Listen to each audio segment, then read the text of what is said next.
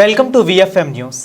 అనంతపురం నగరంలో దళిత క్రైస్తవులకు ఎస్సీ హోదా కల్పించాలని కోరుతూ రాయలసీమ బీఎస్పీ మరియు పలు దళిత సంఘాల ఆధ్వర్యంలో భారీ ర్యాలీ నిర్వహించారు. గురువారం నగరంలోని డాక్టర్ బిఆర్ అంబేద్కర్ విగ్రహానికి పూలమాలలు వేసి ఘనంగా నివాళులు అర్పించారు.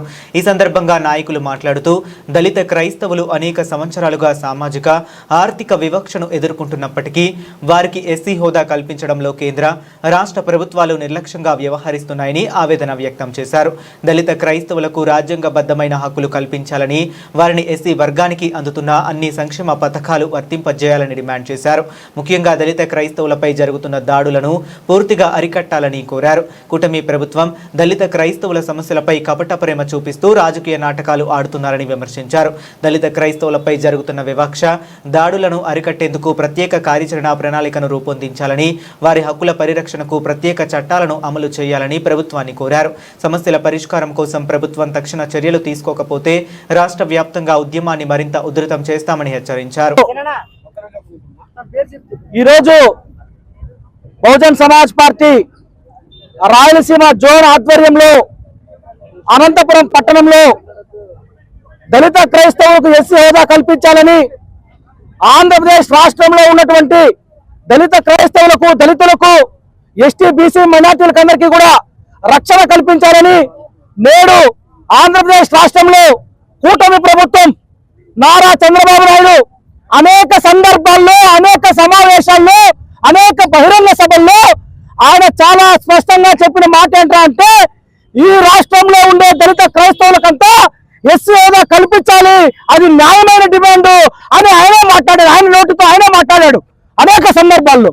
అదేవిధంగా జగన్మోహన్ రెడ్డి ప్రతిపక్ష నాయకులు ఈరోజు జగన్మోహన్ రెడ్డి అనే వ్యక్తి దళిత క్రైస్తవుల పట్ల ఆయన దొంగ ప్రేమ చూపిస్తూ ఉన్నాడు. ఆయన పార్టీకి సంబంధించిన కొంతమంది తీరంతా వెళ్ళి బాలకృష్ణ కమిషన్ కలిశారు. నేను అడుగుతా ఉన్నా జగన్మోహన్ రెడ్డిని, మీకు నిజంగానే దళిత క్రైస్తవుల పట్ల చిత్తశుద్ధి ఉంటే నిజంగానే మీ ప్రభుత్వంలో ఆనాడు శాసనసభ మీకు మెజారిటీ ఉంది. ఆ రోజున ఒక్కసారైనా శాసనసభ తీర్మానం చేసి పార్లమెంట్ కు పంపించి పార్లమెంట్ లో మీ ఎంపీలు మెజారిటీ ఉన్నారు, ఒక్కసారైనా సరే దళిత క్రైస్తవులకి ఎస్సీ హోదా కల్పించాలని చెప్పి మాట్లాడినావా జగన్మోహన్ రెడ్డిని? నేను సూటిగా ప్రశ్నిస్తాను జగన్మోహన్ రెడ్డి.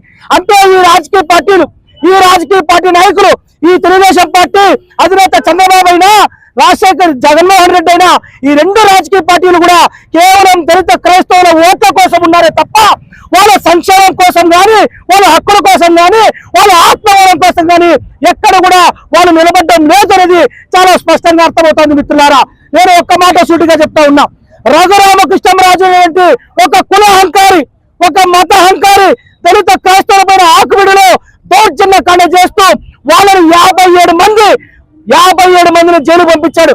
5 మంది మహిళల్ని జైలు పంపిస్తే నోరు బెదపడినటువంటి ప్రతిపక్ష నాయకుడు దళిత క్రైస్తవులు ఓట్లేసుకుని నాకు నా దగ్గర 40% ఉంది, నేను మళ్ళీ అధికారంలోకి వస్తాను మాట్లాడేట్టు జగన్మోహన్ రెడ్డి అనే వ్యక్తి ఒక్క మాటైనా మాట్లాడలేదు.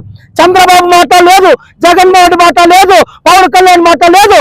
నేను అందుకే ఒకటే మాట చెప్తా ఉన్నా ప్రజలకందరికీ కూడా, ఈ రాష్ట్రంలోనే దళిత క్రైస్తవులకు చెప్తా ఉన్నాం, బహుజన్ సమాజ్ పార్టీ ఏ పార్టీ, ఏ నాయకుడు, పాలకులు మారుతారో, ప్రభుత్వాలు మారుతా ఉన్నాయి, కానీ ఈ రాష్ట్రంలో ఉండే దళిత క్రైస్తవుల యొక్క బతుకులు స్థితిగతులు, దళితులు, మైనార్టీలు, ఎస్టీలు ఒక్క బతుకు కూడా మారడం లేదు.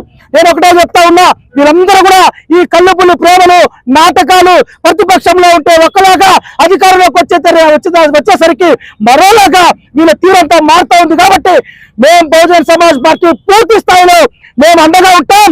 నేను ఒకటే చెప్తాను, రఘురామకృష్ణరాజు కబ్బర్తార్, నేను ఆ రోజు చెప్పా ఆకుబీడులో నిన్ను చదువుకుంటామని చెప్పా. రాష్ట్ర వ్యాప్తంగా మా పార్టీ శ్రేణుల పైన ఎన్ని దౌర్జన్యాలు, ఎన్ని దుర్మార్గాలు, అరెస్టులు, కేసులు పెట్టా కూడా వేలాది మందిగా తరలి వచ్చాం. నీ చాటలు సాగవు. నేను చెప్తాను, రఘురామకృష్ణరాజుకి, పాలక ప్రభుత్వానికి వెనకుండి నడిపించే పాలక ప్రభుత్వం చంద్రబాబు గారు, పవన్ కళ్యాణ్ చెప్తా ఉన్నా, మీరు చూపించేటువంటి ఏ దాన్ని కూడా ప్రజలు నమ్మే పరిస్థితుల్లో లేరు. ఈ వైసీపీ టీడీపీకి ప్రత్యామ్నాయంగా బహుజన్ సమాజ్ పార్టీ కానీ అనేక రాజకీయ పార్టీల సంఘాలంతా కూడా మేము ముందుకు వస్తాం.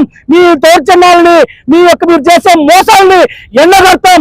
ఈ రాష్ట్రంలో ఉండే దళిత క్రైస్తవులకు పూర్తి స్థాయిలో బహుజన్ సమాజ్ పార్టీ అండగా ఉంటుంది. దళిత క్రైస్తవులకు అని చెప్పి నేను గట్టిగా నిలదీస్తా ఉన్నా. జై భీమ్, జై భారత్, జై బీఎస్పీ. జై భీమ్ మిత్రులారా, ఈరోజు ఈ మీడియా సమావేశం మీ అందరికీ విదితమే. రాయలసీమ జోన్ స్థాయిలో బహుజన్ సమాజ్ పార్టీ ఆధ్వర్యంలో ఈ సమావేశాన్ని నిర్వహిస్తా ఉన్నాము అనంతపురం జిల్లా కేంద్రంలో.